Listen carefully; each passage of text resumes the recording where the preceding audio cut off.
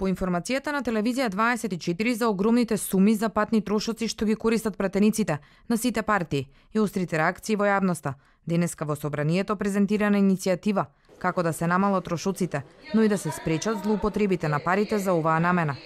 Еден од пратениците кој беше посочен меѓу народните избраници кои инкасираат најмногу пари за превоз, Томислав Тунтев, веќе поднел предлог до колегите од другите партии, нуди 4 алтернативи за намалување на овие трошоци. Едно е постоечкото, меѓутоа да се регулира онака како што е потребно за да не се злоупотребува. Најголемиот проблем во сегашниот начин исплата на патните трошоци е злоупотреба на системот.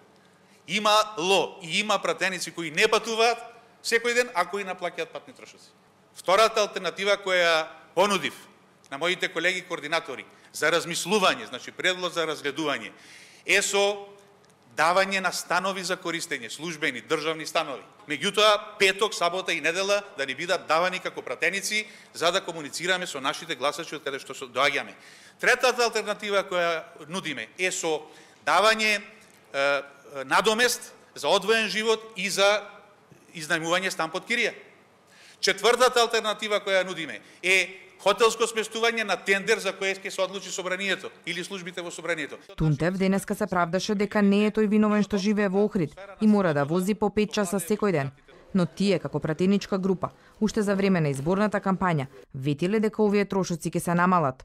Тоа се пресметува според формула. Меѓутоа, знаејќи во каква држава живееме, знаејќи економската состојба, знаејќи дека не е во ред некој месец надоместот кој што го добиваме за патните трошоци да е поголем од платата. Па зошто ме плаќа мене држава? Да бидам шофер или да бидам пратеник кој ќе учествува во законодавниот процес?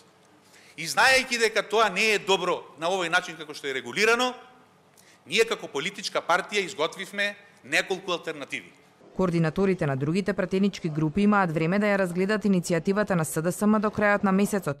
Доколку не се согласат или не дадат своји предлози, СДСМ сам ќе поднесе предлог за законски измени. Илија Димовски од ВМРО ДПМН во телефонски разговор за телевизија 24 вели дека тие се уште ја разгледуваат иницијативата и во наредните денови ќе заземат став за предлозите.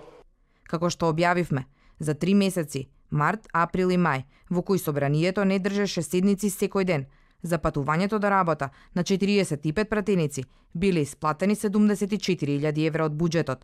Најмногу за патни трошоци добиле пратениците од ВМРО ДПМН, кои беа посочени дека ги отвориле вратите на собранието на крвавиот четврток, Крсто Муковски и Сашо Василевски, а од владеачкото мнозинство најмногу пари за патни трошоци добил Тунтев и неговиот колега Васко Ковачевски.